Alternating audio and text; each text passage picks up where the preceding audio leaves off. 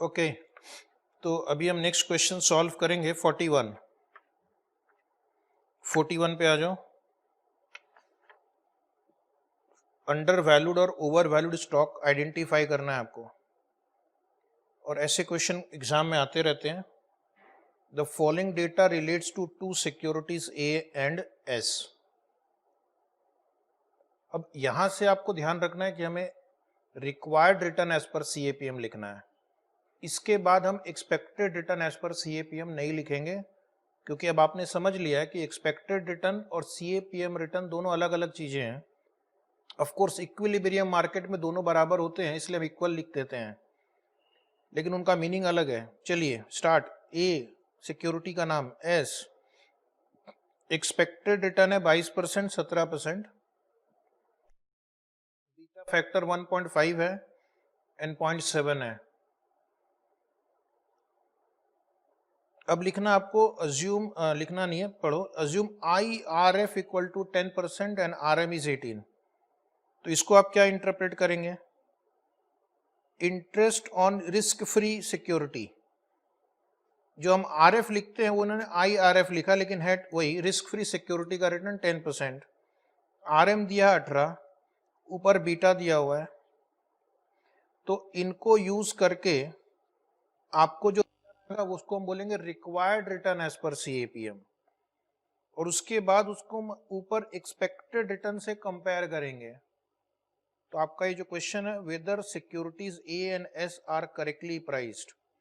अब इस क्वेश्चन में कहीं पे भी प्राइस दूर दूर तक नहीं है, सिर्फ आपको एक्सपेक्टेड रिटर्न और रिक्वायर्ड रिटर्न को कंपेयर करके बताना है कि क्या ये करेक्टली प्राइस्ड है या नहीं। ओके, करेक्टली प्राइस कब होगा?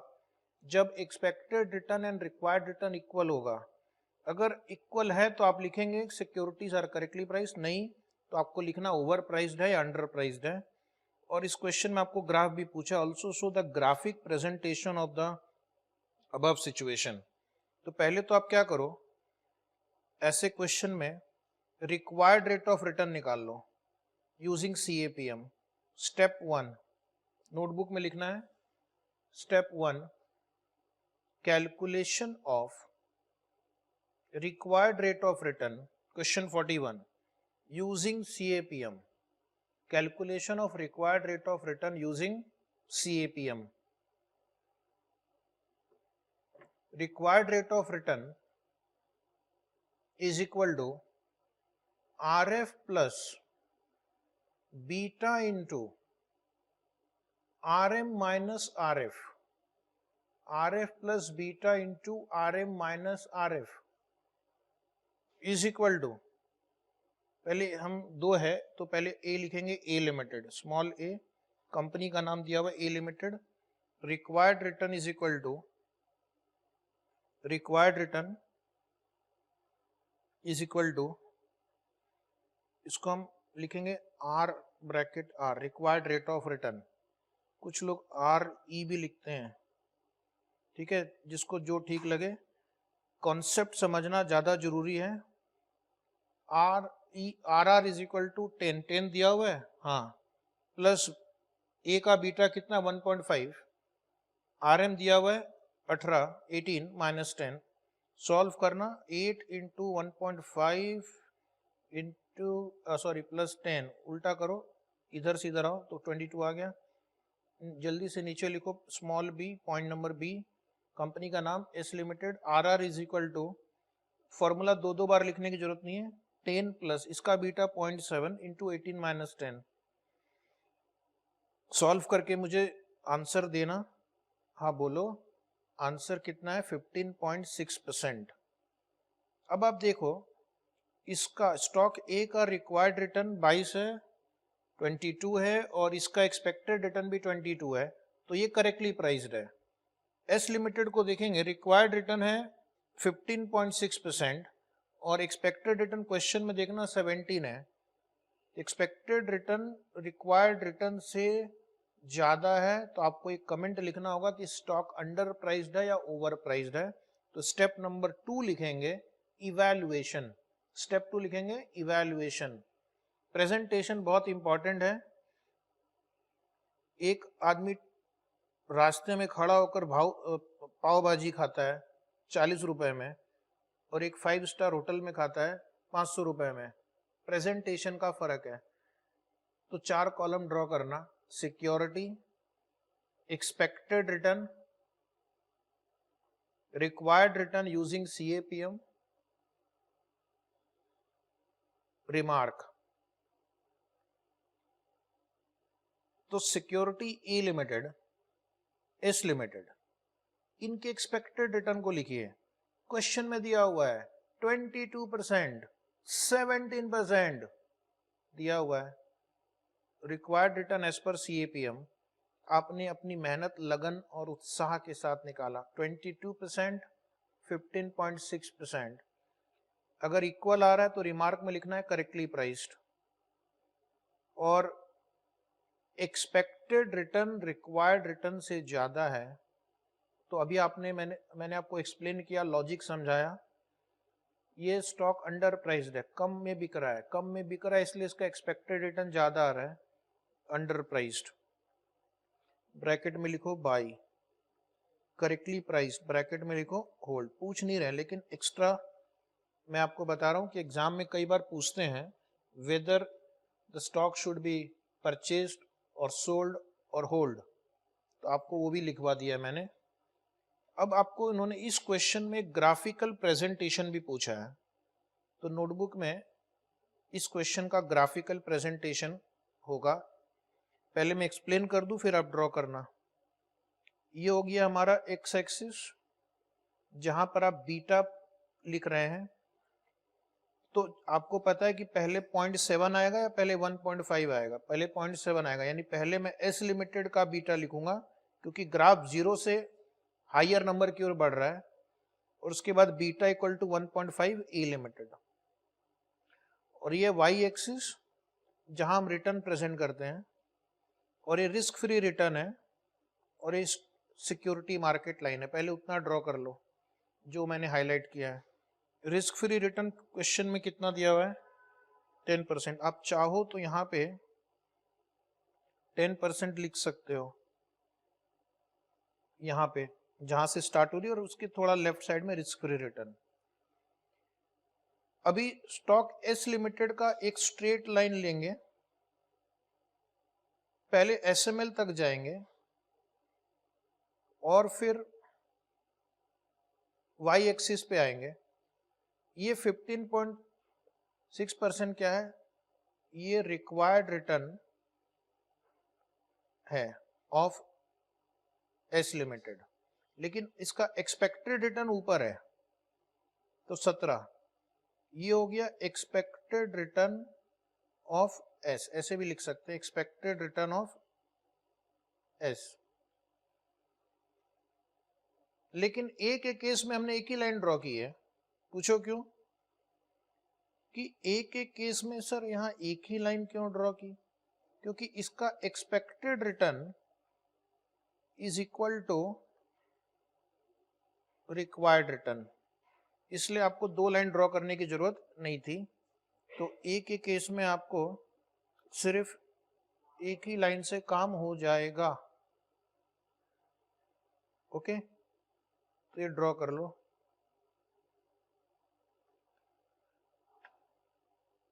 एक्सपेक्टेड रिटर्न हाई है तो SML के ऊपर आएगा। SML के ऊपर अगर एक्सपेक्टेड रिटर्न दिखा रहा है मतलब वो अंडर प्राइस स्टॉक है। तो इस तरह से पहले डायग्राम ड्रॉ कर लो, समझ लो, हर तरह से तैयारी करनी है एग्जाम पॉइंट ऑफ व्यू से। ये question exam point of view से बहुत इंपॉर्टेंट है। 20-25 मार्क्स तक के क्वेश्चन आए हुए हैं किसी एक सिंगल एग्जाम में, राइट। अभी मैं आपको एक और क्वेश्चन करवाऊंगा, 95 नंबर, 95 पर आ जाइए। 95 सेम प्रॉब्लम, एक और प्रैक्टिस करते हैं। Ram aspects a risk free return of 5%। दिख रहा है question 95, page 59 of this chapter, 10-15 page आगे पलटो। Ram expects a risk-free return of 5%, a market return of 15%, and return on stock A and B as follows. Stock ए का beta दिया हुआ 1.25 और ये estimated return है। एस्टिमेटेड रिटर्न मतलब expected return. Expected return यानी based on dividend price growth rate. Same यहां पे भी दिया हुआ है, एस्टिमेटेड यानी एक्सपेक्टेड। आपको आरएफ, आरएम और बीटा द्वारा रिक्वायर्ड रिटर्न पहले निकालना होगा। State whether A and B are undervalued or overvalued if Ram uses CAPM for investment decision. Also recommend the course of action. Same problem है, सिर्फ यहाँ पे recommend the course of action भी आपसे पूछा गया है। तो पहले हम लिखेंगे स्टेप 1, नोटबुक में लिखना calculation of required rate of return using CAPM। Calculation of required rate of return using CAPM. Required return is equal to RF plus beta into RM minus RF. फिर लिखना पॉइंट ए, दो companies हैं, एक ए limited है एक B है, तो ए limited का लिखना required return is equal to, question पे ध्यान दो, RF 5 beta 1.25 into bracket 15 minus 5।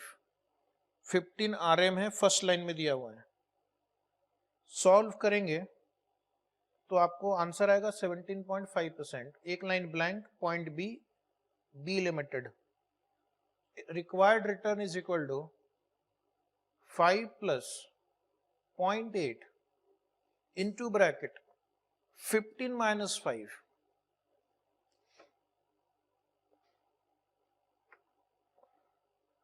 Is equal to 13%।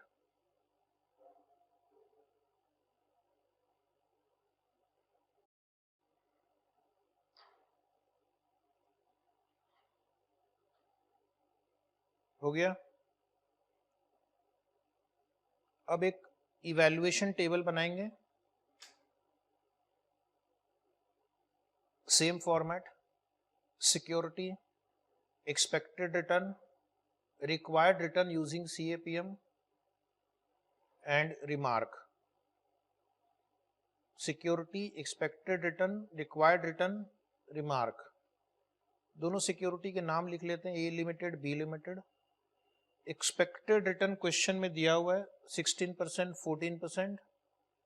Required return हमने निकाला 17.5%, 13%। इस बार दोनों ही डिफरेंट है। पिछले वाले में एक मैच हो रहा था, तो पहले आप अपने से ट्राई करके रिमार्क कॉलम में लिखो कि एक्सपेक्टेड रिटर्न 16 है, रिक्वायर्ड रिटर्न 17.5 है। मिलना चाहिए 17.5, मिल रहा है 16। ऐसा कब होगा?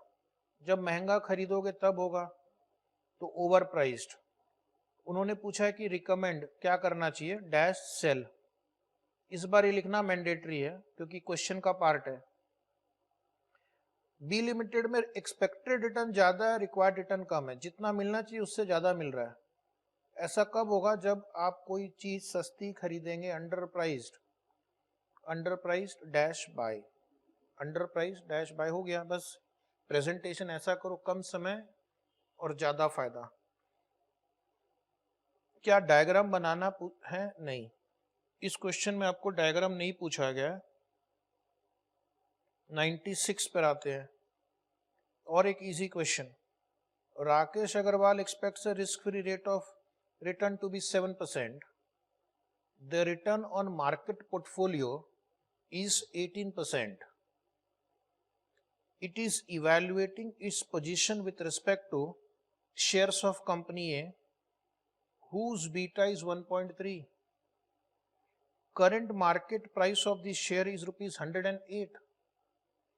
It is expected that the market price after 12 months will be 125. A dividend of rupees 10 will also be paid out in the next year. What should Rakesh Agrawal do? तो एक जैसे क्वेश्चन है लेकिन बिल्कुल एक नहीं है। यहां पर पहले आपको रिस्क फ्री रेट दिया है, रिटर्न ऑन मार्केट पोर्टफोलियो दिया है, बीटा दिया है। तो इनको यूज करके मैं रिक्वायर्ड रिटर्न निकाल सकता हूं। इस बार एक्सपेक्टेड रिटर्न के लिए मेहनत करवाइए आपसे। ये आपको दिया हुआ है P0, ये आपको दिया हुआ है P1 और ये आपको दिया हुआ है D1। तो आपने क्या करना है, P1, D1 और P0 इसको मिक्स करके आपको कॉस्ट ऑफ इक्विटी या लेटस से एक्सपेक्टेड रिटर्न निकालना है। एक्सपेक्टेड रिटर्न बोलूंगा मैं, न तो कंफ्यूजन ना हो जाए। अगर आप 108 रुपये आज लगाते हो किसी स्टॉक में, किसी स्टॉक में आज 108 लगाते हो, वो आपको 125 रुपया देगा एंड में और 10 रुपये का डिविडेंड देगा।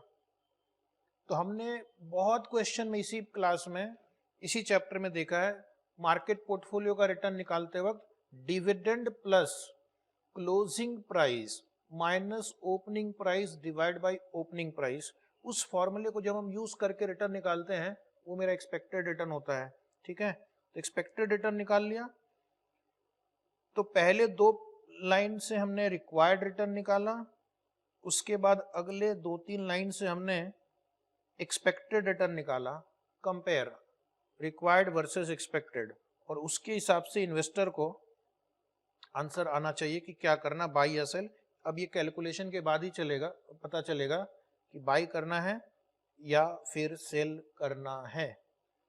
तो आप समझ गए हमारा प्लान ऑफ एक्शन क्या है, कि पहले मैं CAPM रिटर्न निकालूंगा, फिर मैं एक्सपेक्टेड रिटर्न निकालूंगा, फिर कंपेयर करेंगे और फिर डिसीजन लिखेंगे। Ready steady go. Step 1, calculation of required rate of return using CAPM. Calculation of required rate of return using CAPM. Required return is equal to RF plus beta into RM minus RF. 7 plus 1.3 into bracket 18 minus 7. Right? Practice क्यों करवाते हैं, आपको पता होना चाहिए कि question में RF क्या है, RM क्या है, बीटा क्या है, कब कैसे किसको यूज करना है। तो मेरे साथ साथ प्रैक्टिस करते रहना है। तो आपका आंसर कुछ आ रहा है 21.3%। 21.3%।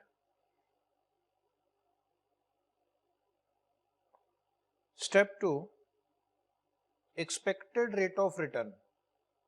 Expected rate of return.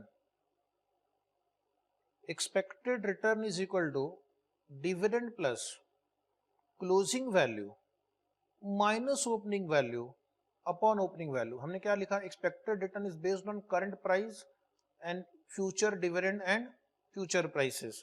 यानी ये शेयर को मैं आज खरीदता हूँ 108 में, इतना डिविडेंड मिलता है, इतनी इसकी प्राइस होगी, तो मेरा रेट ऑफ रिटर्न क्या होगा, ये बेस्ड ऑन जो मार्केट में मुझे मिलने की उम्मीद है उसके बेसिस पे है। तो आप देखना, 10 रुपया डिविडेंड मिलेगा।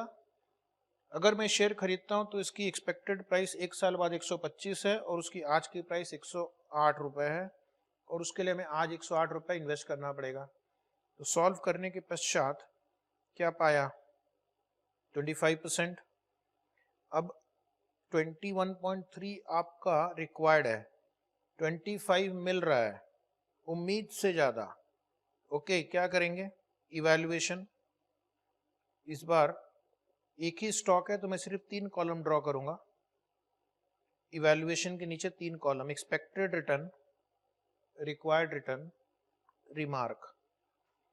एक्सपेक्टेड रिटर्न 25% है, रिक्वायर्ड रिटर्न 21.3% है। यस, ये रिमार्क अपने से लिखो, बाई सेल जो लिखना हो लिखो।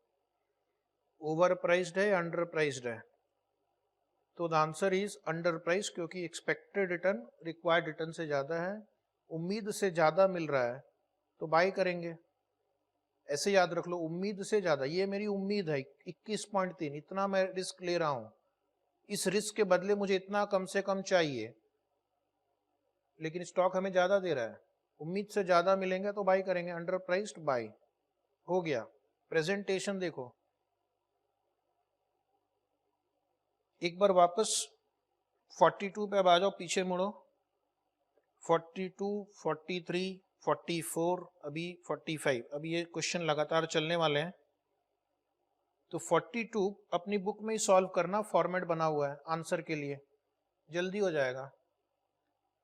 क्वेश्चन में लिखा हुआ है कैलकुलेट द बीटा फैक्टर, यानी पहला काम आपको बीटा निकालना है of the following investment. Beta निकालना हमने ऑलरेडी पहले सीखा, कई प्रैक्टिस किए हैं। अब उसमें एक और क्वेश्चन वो ऐड कर सकते हैं, is acceptance of the investment worth while based upon its level of risk. सिर्फ बीटा पूछते तो मैं होमवर्क दे देता, लेकिन अब इन्होंने एक क्वेश्चन ऐड किया, क्या ये इन्वेस्टमेंट एक्सेप्ट करना चाहिए based upon its level of risk. Okay, तो इस क्वेश्चन में भी कहीं पे भी आप देखो प्राइस नहीं है, तो हमें expected return versus required return compare करेंगे, ठीक है। और रिक्वायर्ड रिटर्न आप निकाल सकें, इसके लिए रिस्क फ्री रिटर्न दिया यहाँ पे। प्रोबेबिलिटी इनटू मार्केट रिटर्न करेंगे तो हमें आरएम मिल जाएगा। प्रोबेबिलिटी इनटू रिटर्न करेंगे ऑफ द स्टॉक, तो कॉलम 1 और 3 का जो प्रोडक्ट आएगा that is my expected return based on the expected return I will get in the coming year. तो ये प्रोबेबिलिटी दिया हुआ है, तो इसको बोलते हैं ex ante. Is it right? आने वाले ईयर में ये रिटर्न मिलने की उम्मीद है, ये इसका प्रोडक्ट होगा एक्सपेक्टेड रिटर्न, इसका प्रोडक्ट होगा market return. Risk free return दिया हुआ है।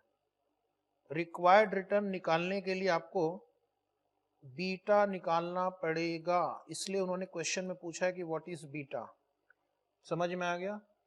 तो बहुत दिन हो गए बीटा निकाले, तो बीटा का कौन सा फॉर्मूला यूज करेंगे जब प्रोबेबिलिटी दी हो।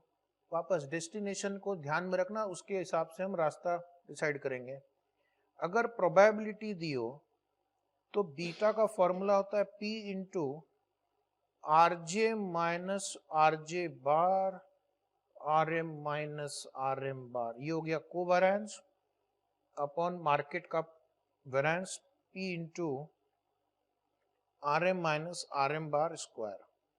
क्वेश्चन कैसे भी आएगा, कॉन्सेप्ट पता रहे तो आप पहुंच जाएंगे। प्रैक्टिस जरूरी है। आज क्या करना, लेक्चर होने के बाद सारे क्वेश्चन एक बार अपने से देख लेना, ठीक है। तो अब मुझे एक टेबल इस ढंग से ड्रॉ करना है कि are J bar, R M bar, deviation, deviation, product और मार्केट पोर्टफोलियो का वेरिएंस निकल जाए। तो उसी के हिसाब से हमने नीचे एक फॉर्मेट बनाया है। एक बार जरा देखिए फॉर्मेट, कैलकुलेशन ऑफ बीटा, सिर्फ हेडिंग लिख दो वहां पे, calculation of beta, calculation of beta लिख दिया। पहला कॉलम है प्रोबेबिलिटी, दूसरा है स्टॉक का रिटर्न, तीसरा मार्केट का रिटर्न, फिर चौथा और पांचवा एक्सपेक्टेड रिटर्न है जिसमें हम स्टॉक और मार्केट का एक्सपेक्टेड रिटर्न निकालेंगे। उसके बाद deviation from mean of the stock, deviation of the mean of the market, R M minus R M bar, probability और दोनों डेविएशन को मल्टीप्लाई करेंगे तो that will give me covariance of the stock with the market, and last column है P into R M minus R M bar square. ये क्यों करते हैं, ये variance of the market portfolio. ऐसा क्या हम पहले भी कर चुके हैं? हाँ, स्टार्ट करते हैं। पहले 3 कॉलम ऑलरेडी टाइप्ड है, क्वेश्चन वाले कॉलम। अब आप क्या करना, मल्टीप्लाई करना probability into return on S, 1/3 into 6 करो 2, 1/3 इंटू 30 10, 1/3 इंटू 18 6,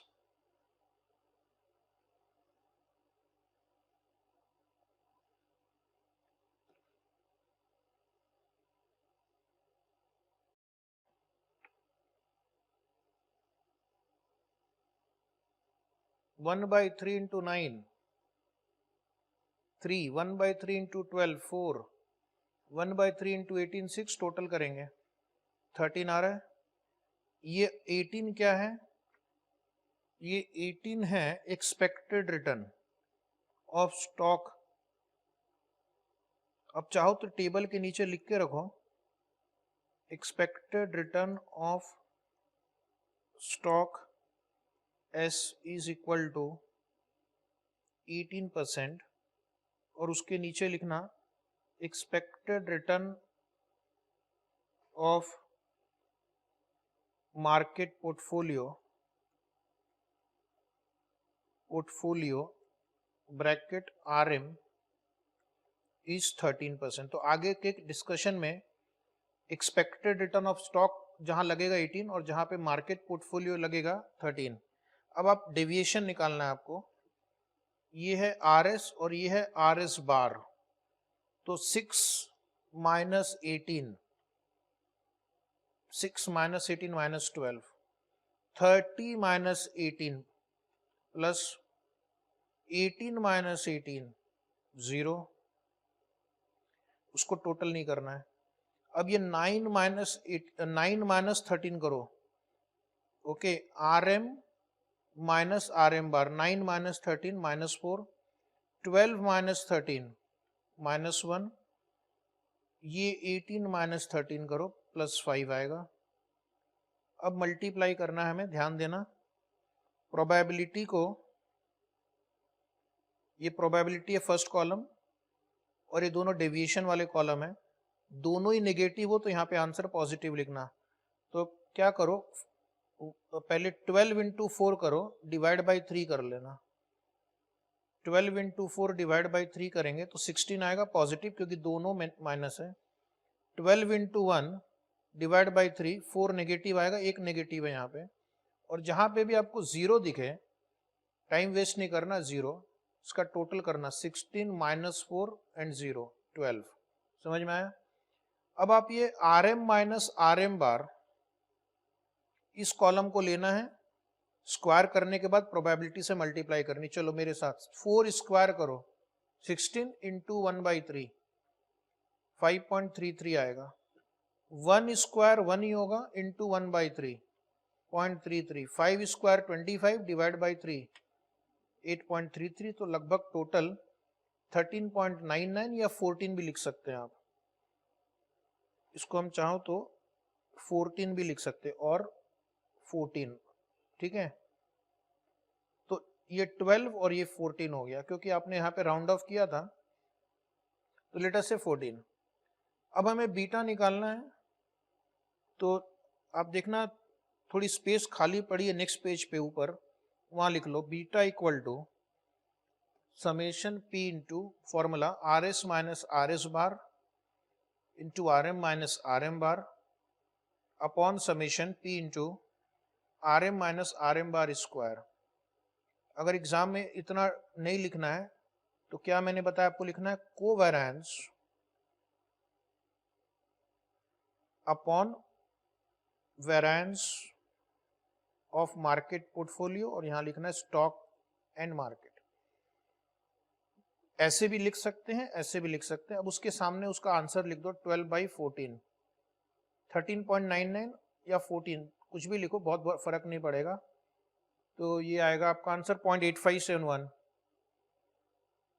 बीटा आ गया, RM 13 है, RF दिया हुआ है 6%। तो अभी नीचे आप लिखना, छोटे फॉन्ट में लिखो, जगह कम है। Step 2, calculation of required rate of return, calculation of required rate of return using CAPM, calculation of required rate of return using CAPM, okay. तो इक्वेशन लिखना, required return is equal to formula RF plus beta into RM minus RF। Exam में हर question में जहां ये आएगा तो आपको formula लिखना है। स्टार्ट करते हैं, 6 प्लस 6% लिखा हुआ है, आपको फिलहाल मत लिखो, सिर्फ लिखो 6 प्लस, ये हो गया रिस्क फ्री रिटर्न, ये बीटा इंटू 13 माइनस 6, 13 आपके टेबल से आया, सॉल्व करना, तो लगभग 12% आंसर आ रहा है।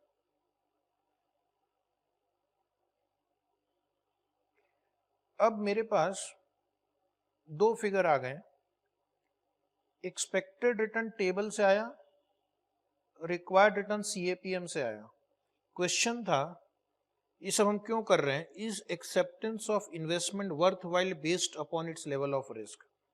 ये उस क्वेश्चन का आंसर है कि क्या ये स्टॉक में इन्वेस्ट करना चाहिए। तो उसके लिए लिखना है इवैल्यूएशन, इवैल्यूएशन लिखना, the expected return is 18%, the expected return is 18%, while the CAPM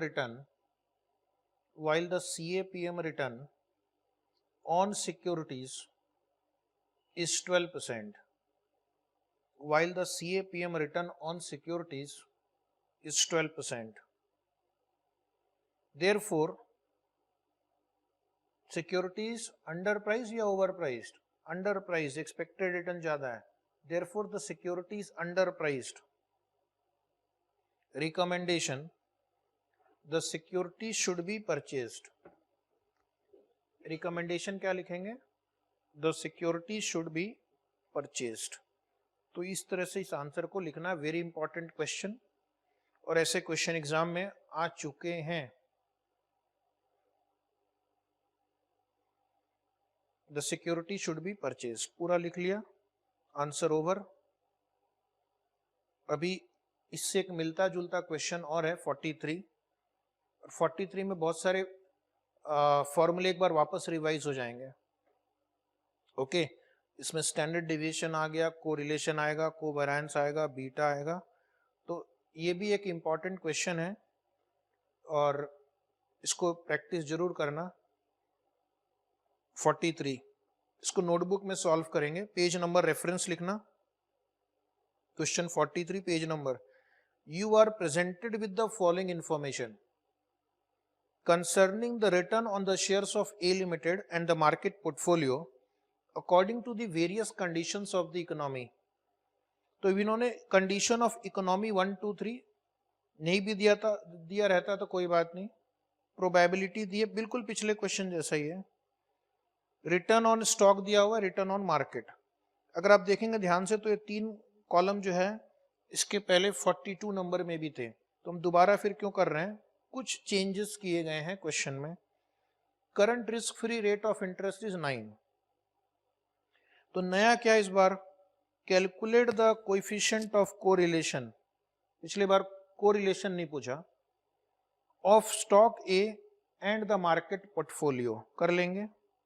calculate the total risk of A यानी standard deviation, calculate the beta. तो इस बार आपके 2 कैलकुलेशन एक्स्ट्रा है, कोरिलेशन है और स्टैंडर्ड डिविएशन भी है।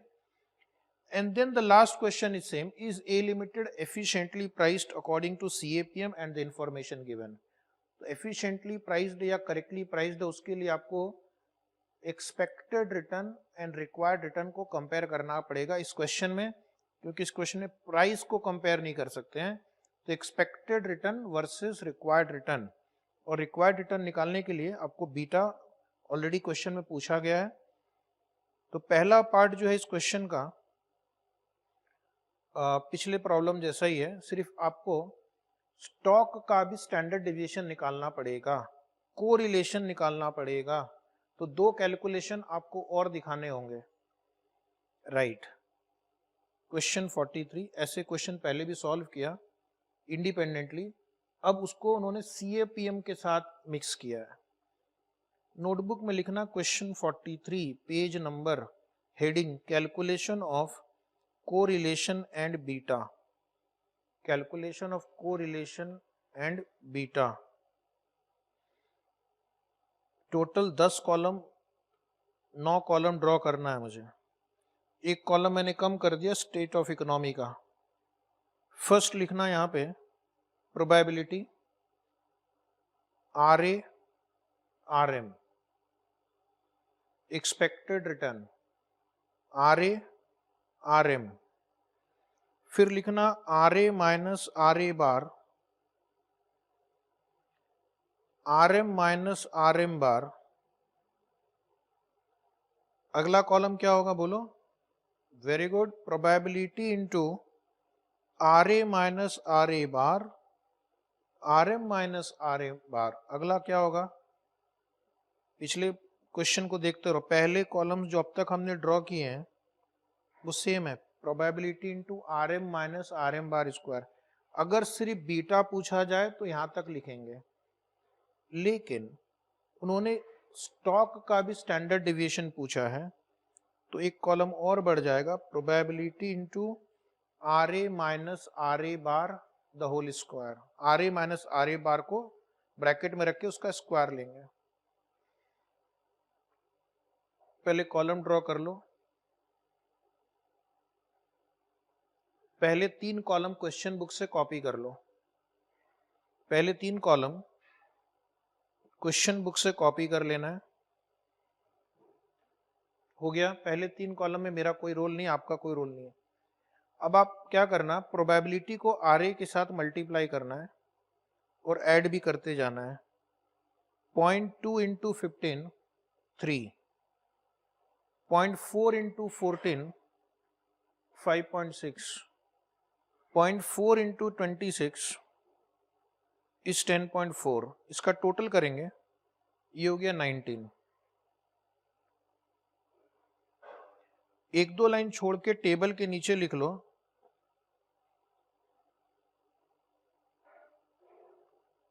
Expected return on stock A E R या R bar is equal to 19%। ये हमें आगे कंपेयर करते वक्त काम आएगा। चलिए अभी आर एम निकालना है, 0.2 इंटू 10 2, 0.4 इंटू 16 6.4, 0.4 इंटू 24 9.6, टोटल करना 18। टेबल के नीचे लिखना expected return on market portfolio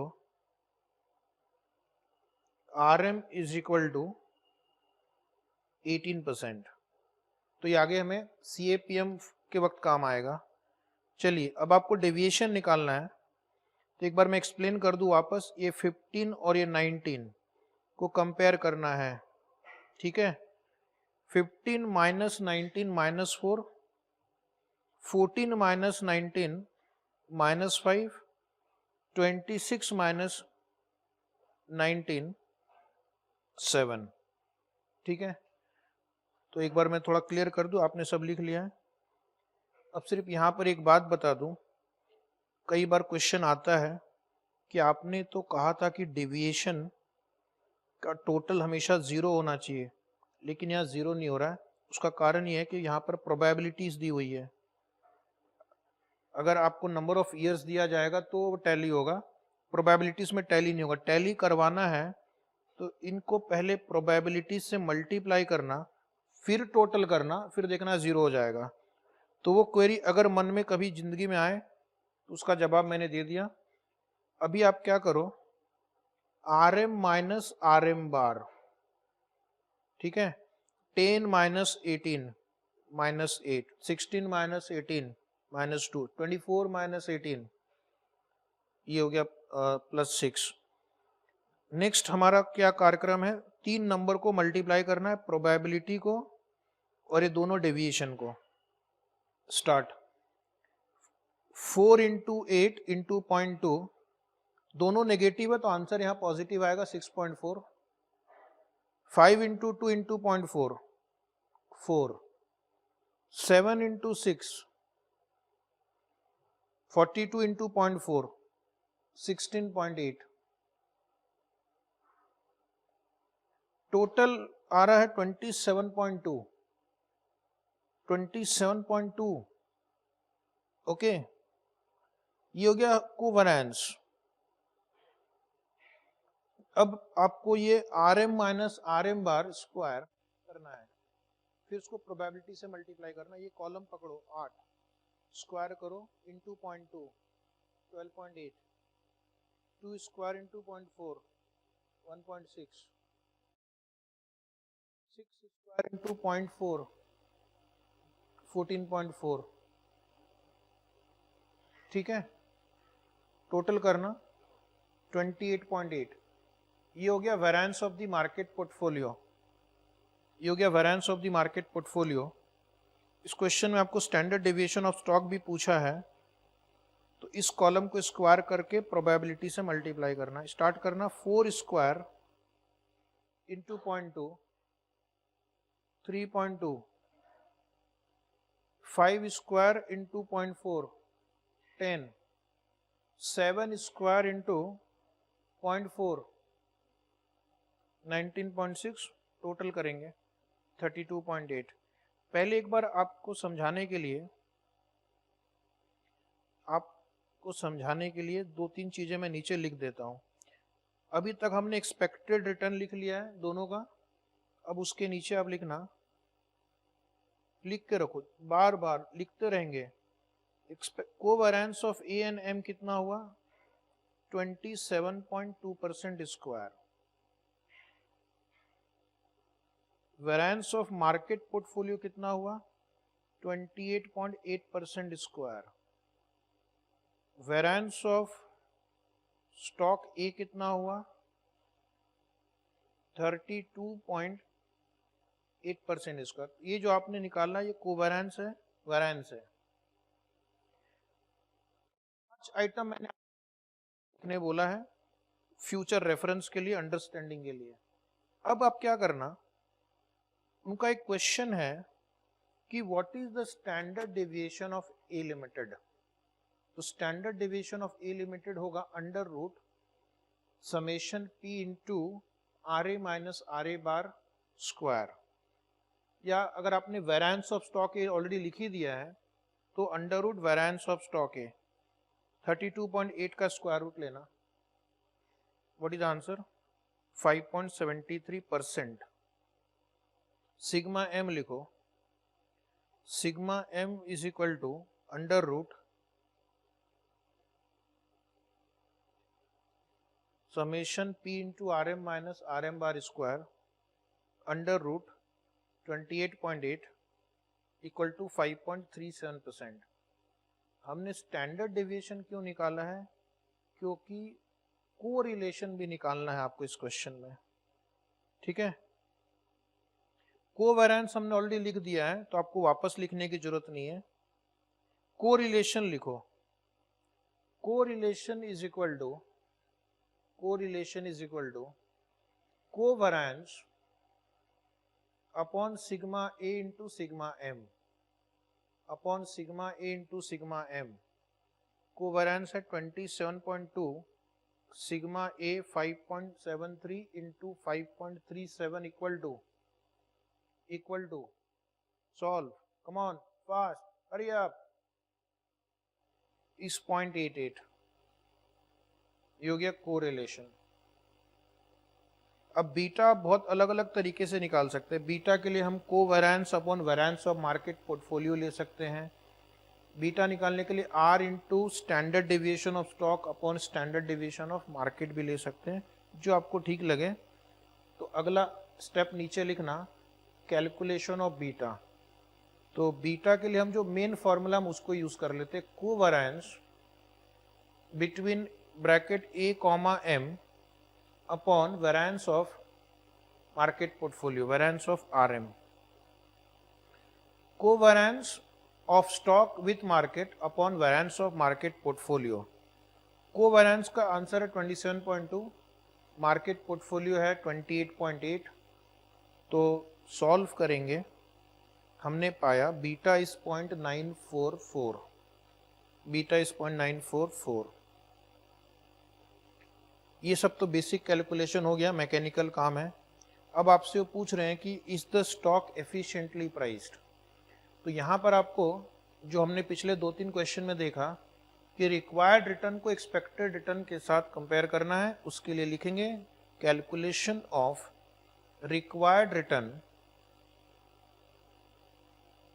using CAPM formula RF plus beta into RM minus RF equal to question में देखो रिस्क फ्री रिटर्न 9 दिया हुआ है टेबल के नीचे, 9 प्लस बीटा आपने अभी अभी निकाला 0.944।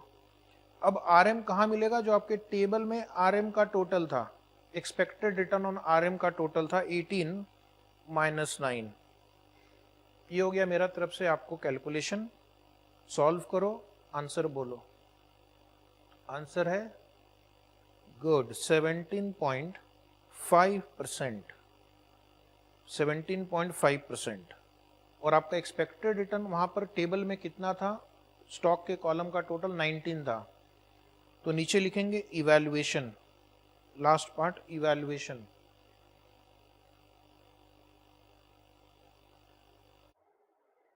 तो इवैल्यूएशन डैश नोट लिखना, expected return on the security is 19%, expected return on the security is 19%, while the CAPM return is 17.5%, while the CAPM return is 17.5%, thus the stock is underpriced, thus the stock is underpriced, thus the stock is underpriced। ये हमारा जो question था, is A limited efficiently priced, तो हमने कहा नहीं, ये under priced है, एफिशिएंटली प्राइस्ड नहीं है। करेक्ट, तो ये आंसर हो गया कंप्लीट। Any query?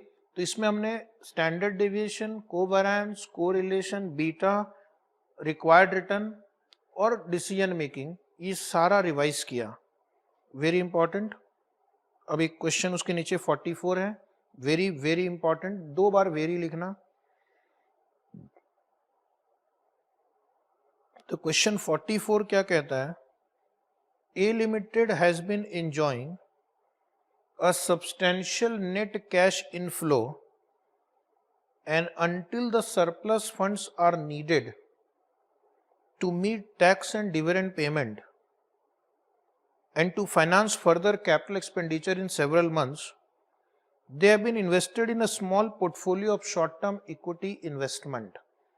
तो इसका मतलब है कि उनके पास सरप्लस कैश है जिसको वो इन्वेस्टमेंट करते हैं। कहाँ? शॉर्ट टर्म इक्विटी इन्वेस्टमेंट में। पहले पैराग्राफ से हमें कोई बहुत ज्यादा फायदा नहीं होने वाला। Details of a portfolio which consist of shares in 4 UK listed companies are as follows. तो इस कंपनी ने अपने इन्वेस्टमेंट को 4 जगह लगा रखा है। एक है DEFG। उसके बाद जैसा अभी अपने क्वेश्चन सॉल्व किया था थोड़ी देर पहले, नंबर ऑफ शेयर्स दिया हुआ है, बीटा दिया हुआ है, मार्केट प्राइस दिया हुआ है और expected return on equity next year दिया हुआ है। Current market return is 19% RM and a risk free return is 11% RF on the basis of the data given। अब ये क्वेश्चन क्या है जरा समझो, कई बार स्टूडेंट यहीं पे शहीद हो जाता है। On the basis of the data given, जो आपको ये डेटा दिया हुआ है इस टेबल में, इसके बेसिस पे कैलकुलेट द, क्या कैलकुलेट करना? Risk of A limited short term investment portfolio relative to that of the market, risk of the portfolio in relation to that of the market portfolio। उस risk को हम क्या बोलते हैं? उस रिस्क को हम बोलते हैं, बोलो।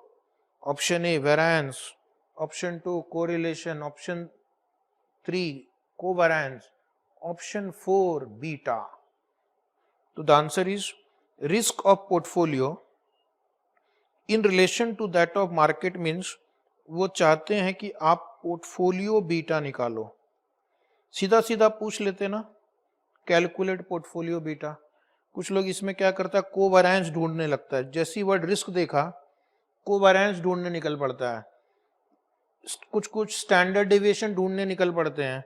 जो डेटा दिया गया उससे स्टैंडर्ड डेविएशन या कोवेरिएंस, कोरिलेशन, वेरिएंस, ये सब कुछ नहीं निकलने वाला। हाँ, पोर्टफोलियो बीटा निकल सकता है।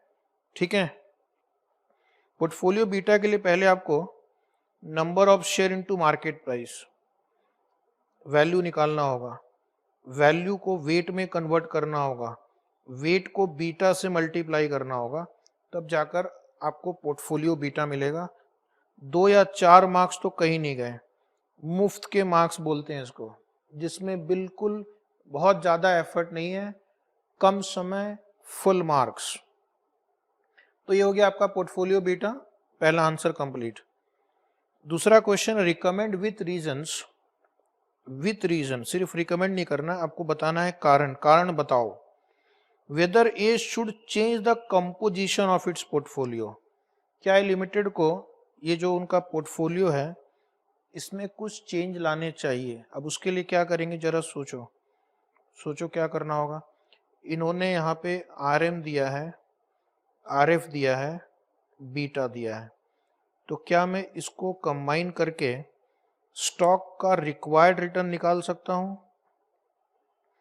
उसको एक्सपेक्टेड रिटर्न के साथ कंपेयर कर सकते हैं, और अगर एक्सपेक्टेड रिटर्न रिक्वायर्ड रिटर्न से कम या ज़्यादा है तो उसके हिसाब से हम उसको बाई या सेल करेंगे। तो वापस वही सवाल आ गया है कि आपको एक्सपेक्टेड रिटर्न को रिक्वायर्ड रिटर्न के साथ कंपेयर करके डिसीजन लेना होगा। समझ में आ गया? पहला क्वेश्चन पोर्टफोलियो बीटा है, दूसरा question expected return versus required return. तो पहले नोटबुक में लिखना question 44 page number. Step 1, calculation of portfolio beta. Calculation of portfolio beta. अब आपको दिमाग में पोर्टफोलियो बीटा के लिए हमें वेट और बीटा चाहिए। बीटा तो दिया हुआ है लेकिन वेट नहीं दिया हुआ है, तो वेट के लिए वैल्यू चाहिए। तो पहला कॉलम सिक्योरिटी, दूसरा नंबर ऑफ शेयर, तीसरा मार्केट प्राइस पर शेयर, चौथा टोटल मार्केट वैल्यू। अब मार्केट वैल्यू के बाद आप वेट लिख सकते हैं। वेट को बीटा से मल्टीप्लाई करेंगे, weight into beta, last column का टोटल पोर्टफोलियो बीटा। ठीक है, एक टिपिकल क्वेश्चन जिसमें कई बार आपको पोर्टफोलियो बीटा इस तरह से पूछा जाता है। अब आप फॉर्मेट अगर तैयार हो गया हो तो लिखना स्टार्ट करेंगे। सिक्योरिटी के नाम दिए हुए D limited, E limited, F limited, G, DEFG। Number of share question से कॉपी कर लो, नंबर ऑफ शेयर हो गया, कॉपी फ्रॉम क्वेश्चन। क्वेश्चन से मार्केट प्राइस भी कॉपी कर लो, मार्केट प्राइस कॉपी हो गया। अब मेरा काम खत्म, आपका काम शुरू। आपको दोनों मल्टीप्लाई करके टोटल भी लेना, M प्लस यूज करना। 60,000 into 4.29, 257,400 M plus, 80,000 into 2.92 equal to M plus 233,600, 1 lakh into 2.17, 2,17,000 M plus, 1,25,000 into 3.14 equal to M plus 392,500। Total करना, मेमोरी रिकॉल 11,500, 11,00500। अब आप इसको वेट्स में कन्वर्ट करो, 257,400 divide by 11,500 is equal to 0.23। मैं 2 डिजिट में लिख रहा हूं, आप 2, 3, 4, 5 जितनी जिसकी श्रद्धा। 0.21 चेक करना, थर्ड वाला बोलो 0.20 approximately, round of in 2 digits, and 0.36। पहले वेट्स चेक कर लो, 2 डिजिट में मैंने लिखा, आप 3 या 4 में लिख सकते हैं। ओके, वेट्स का टोटल एक अप्रोक्सीमेट चेक करना, 1 आना चाहिए, लेकिन एकदम चेक करने बैठ मत जाना अगर आपने 5 डिजिट में लिखा है तो। बीटा क्वेश्चन से कॉपी कर लो, ये बीटा आपको क्वेश्चन में दिया हुआ है कि नहीं। अब वापस आपको मेमोरी प्लस यूज करना पड़ेगा। पहले ऑल क्लियर कर लो, मेमोरी में कुछ भी नहीं रखो। 0.23 into 1.16 equal to mem plus 0.2668, 0.4788 memory plus 0.1800 memory plus 0.54 equal to memory plus, memory recall 1.465। तो इस टेबल के नीचे एक लाइन लिखेंगे, note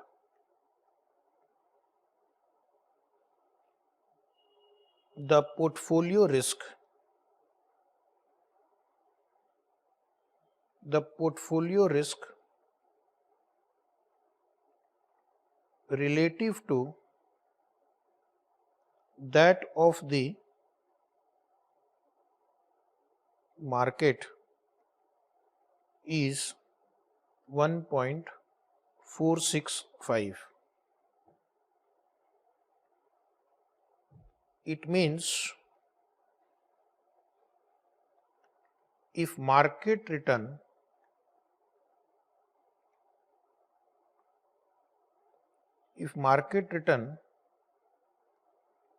changes by 1%, the portfolio return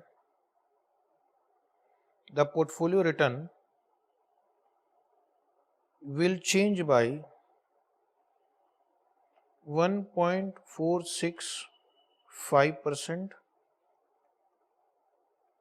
approximately.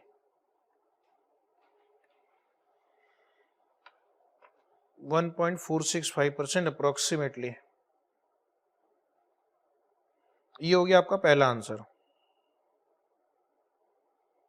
Right. Covariance वगैरह कैलकुलेट नहीं कर पाओगे आप, उसके लिए रिटर्न चाहिए, प्रोबेबिलिटी चाहिए, ओके, मार्केट का रिटर्न चाहिए, वो सब नहीं दिया हुआ है। तो ये हो गया। मैं नेक्स्ट कैलकुलेशन पे जाता हूं कि क्या हमें पोर्टफोलियो में कुछ चेंजेस लाने चाहिए। तो आप लिखना step 2, calculation of required rate of return. पहले तो मैं required rate of return calculate करूंगा and recommendation on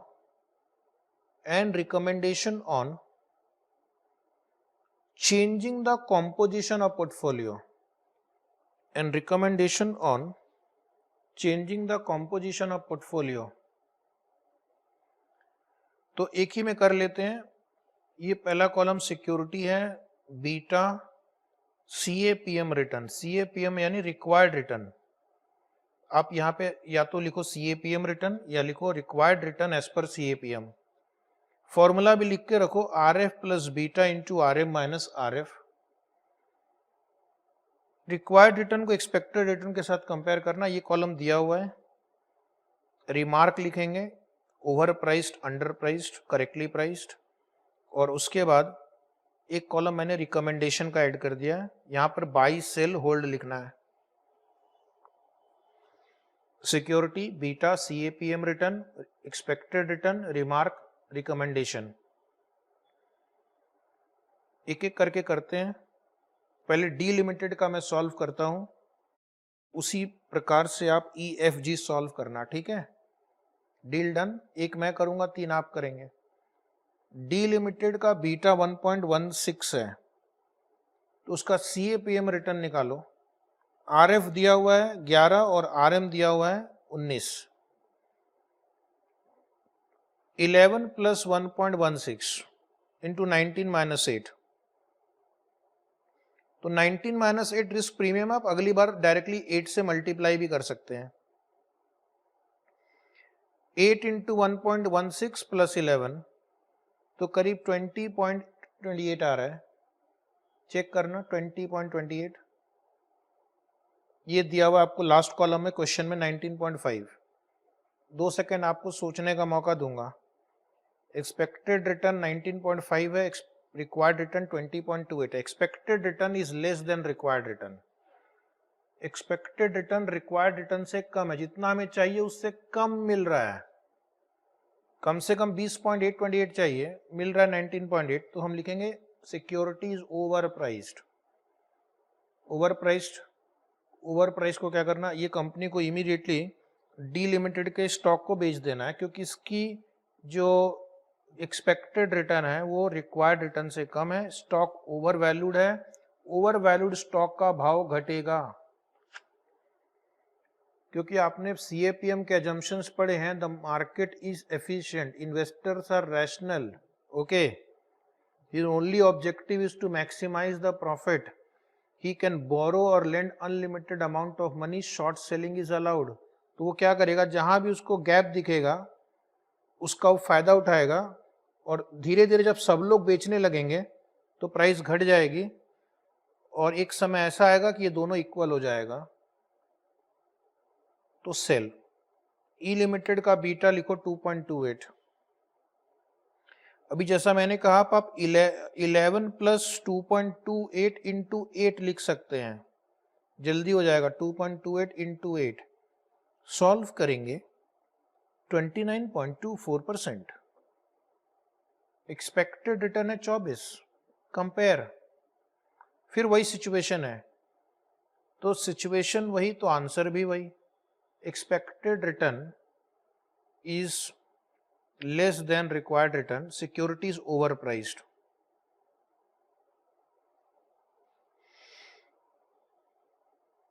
Sell F 0.90, 11 plus 0.90 into 8 18.2%। इसका एक्सपेक्टेड रिटर्न दे रखा है 17.5%। फिर वही सिचुएशन में आप आ गए, फिर वही answer, securities overpriced, sell, तीनों ही बेच दो। पॉइंट नंबर जी 1.50 दिया हुआ है, सॉल्व करना 11 प्लस 1.50 इंटू 8 23, इसका एक्सपेक्टेड रिटर्न भी 23 है। Securities correctly priced,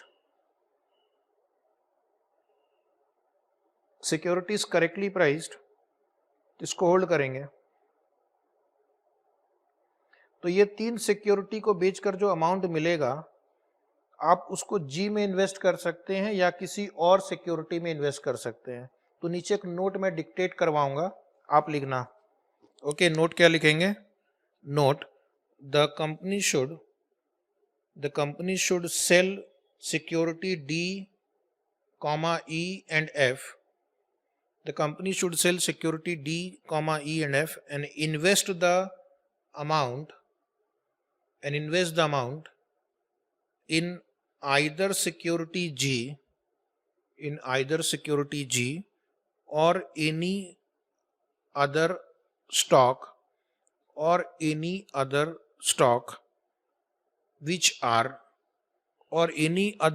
which are either correctly priced or underpriced, or any other stock which are either correctly priced or underpriced। तो इस तरह से आंसर को चमका के लिखना है, ठीक है। एक क्वेश्चन और प्रैक्टिस करेंगे जो आपके एग्जाम में सिर्फ केवल 10 मार्क्स के लिए आया है। क्वेश्चन नंबर 45, कितने मार्क्स के लिए? 10 mark. An investor holds 2 stocks A and B। इस बार काम थोड़ा बढ़ जाएगा क्योंकि आपको 2 स्टॉक को संभालना है। क्वेश्चन जो अभी आपने एक 43 सॉल्व किया, 42 सॉल्व किया, उनके जैसा ही है, प्रोबेबिलिटीज दी गई है, रिटर्न दिया हुआ है, लेकिन 2 स्टॉक है, 2 बार सारे कैलकुलेशन होंगे। An analyst prepared ex ante probability distribution, ex ante मतलब एक्सपेक्टेड, पास डेटा के बीच बेसिस पे नहीं है, फ्यूचर आगे की ओर देख कर वो एस्टिमेट कर रहा है। The following possible economic scenarios and conditional returns for 2 stocks and the market index as shown below. तो ऐसे क्वेश्चन हम कई बार सॉल्व कर चुके हैं। Growth, stagnation, recession, probabilities. अगर ग्रोथ होगा तो ए का रिटर्न 25, बी का 20, मार्केट का 18। तो ये conditional probability, condition depends on कि फ्यूचर में इकोनॉमिक सिनारियो क्या होगा। पूरा टेबल में नहीं पढ़ता हूं। The risk free rate is expected to be 11, ये हो गया RF। तो RM कैसे आएगा?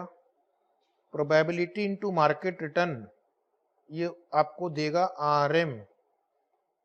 प्रोबेबिलिटी इनटू A देगा आपको expected return of A, probability into B देगा आपको एक्सपेक्टेड रिटर्न ऑन बी।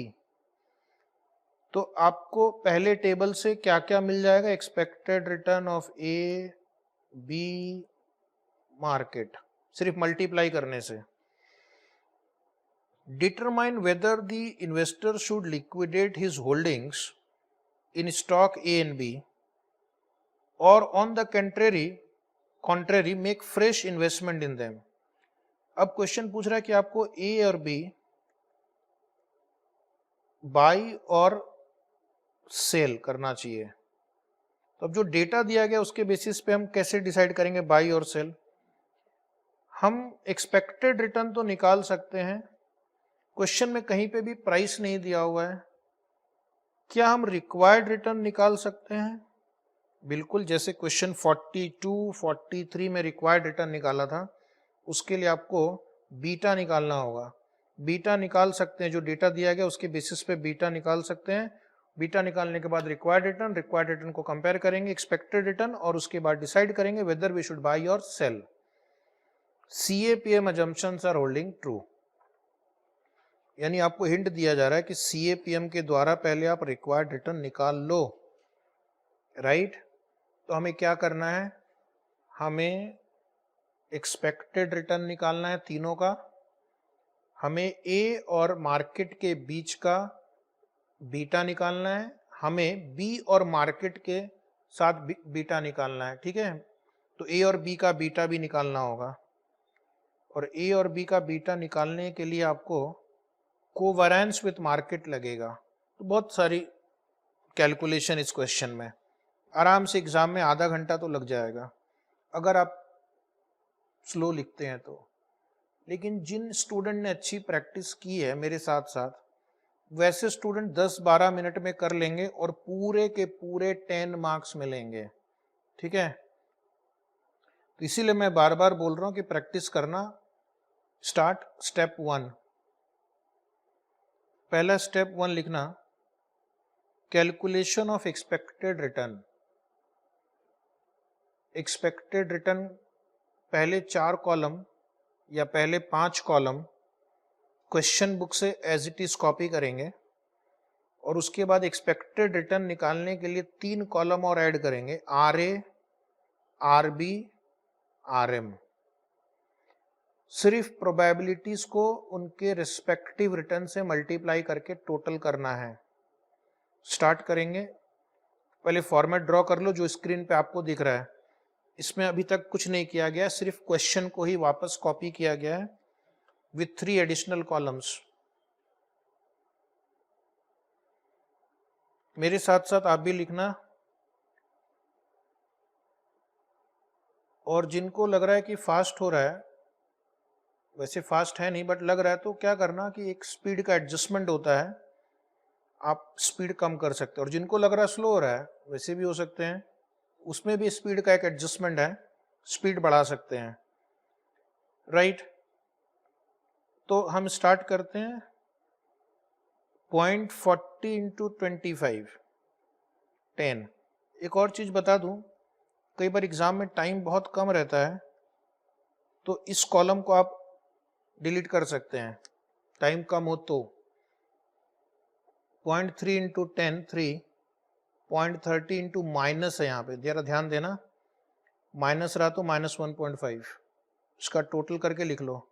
आगे बढ़ते हैं, 0.40 इंटू 20, 8, ये टोटल चेक कर लेना 11.5 आ रहा है क्या।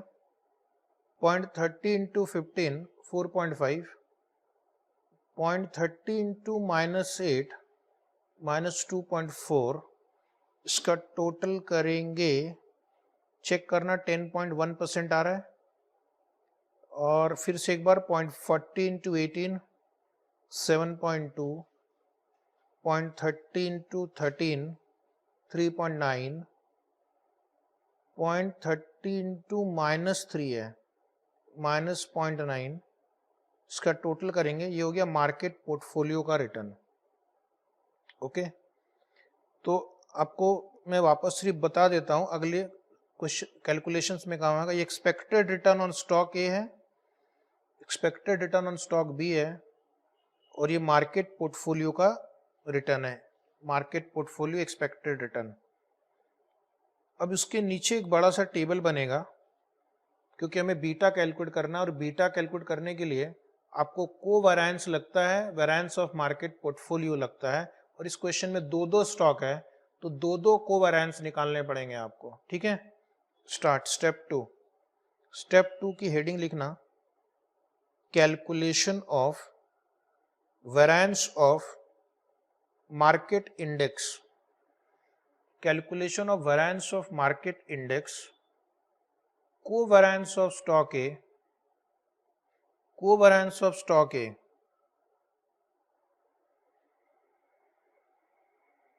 covariance of stock A with market index and covariance of stock B and covariance of stock B with market index। Heading मैंने बड़ा जानबूझकर लिखा है ताकि आपको पता चले कि हम क्या करने वाले हैं। ऑब्जेक्टिव है दोनों स्टॉक का बीटा निकालना, दोनों का कोवेरिएंस निकालना पड़ेगा और मार्केट का वेरिएंस निकालना पड़ेगा। इसलिए टेबल में हेडिंग भी वैसे लिखी, variance of market, covariance of stock A, covariance of stock B.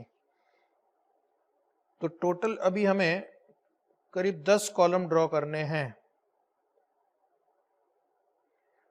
Start. उसी हिसाब से स्पेसिंग करना नोटबुक में।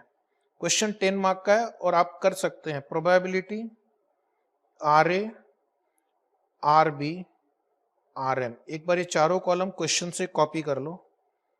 उसके बाद हमें डेविएशन निकालना है कोवेरिएंस निकालने के लिए।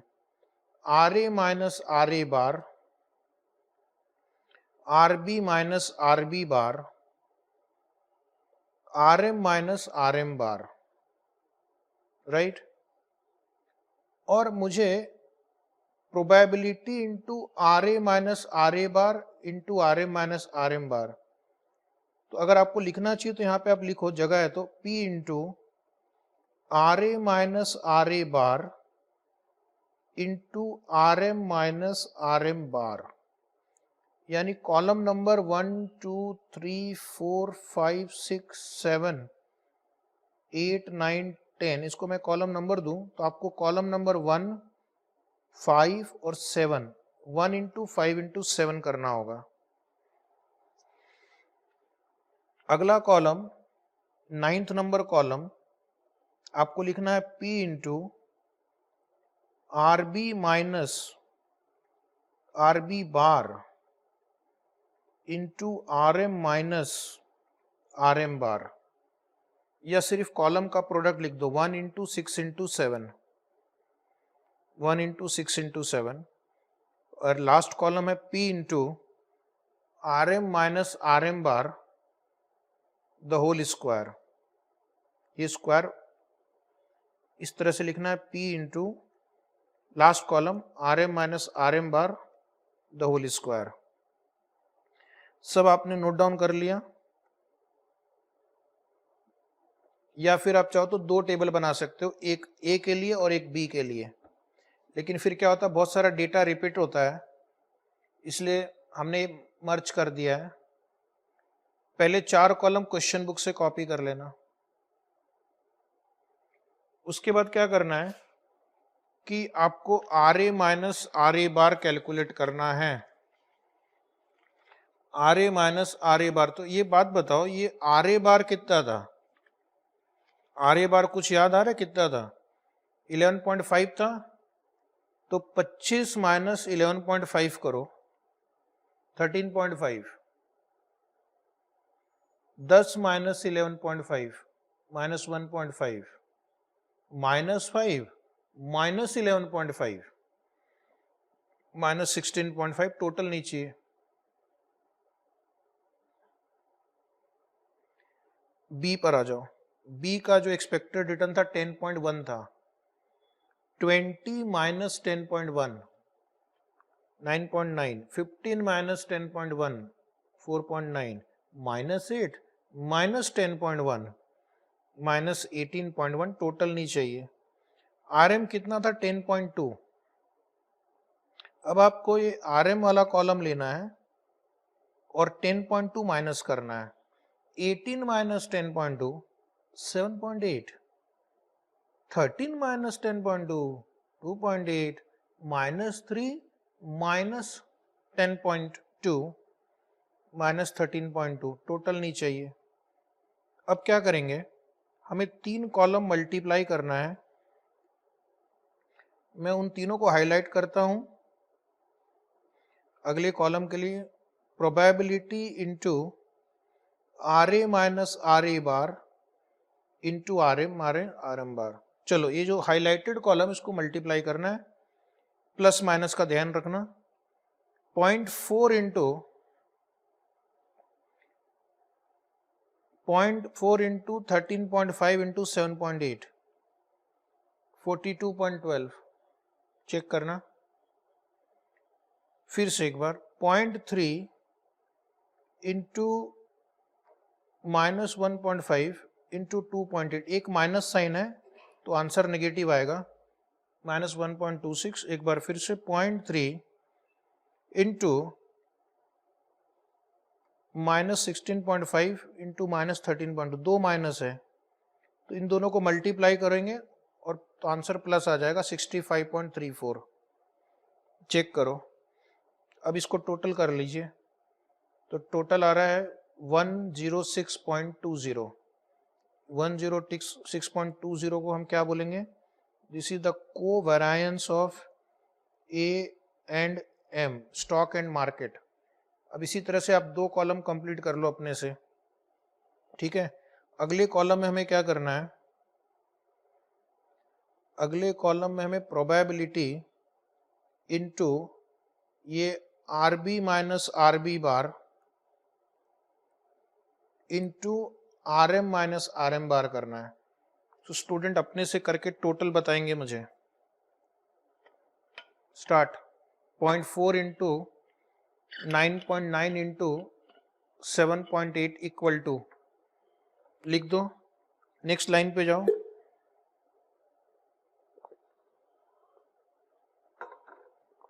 अगला आंसर देखना 4.116 आ रहा है।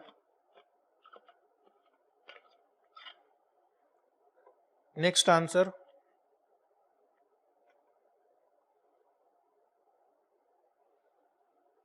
आंसर देखना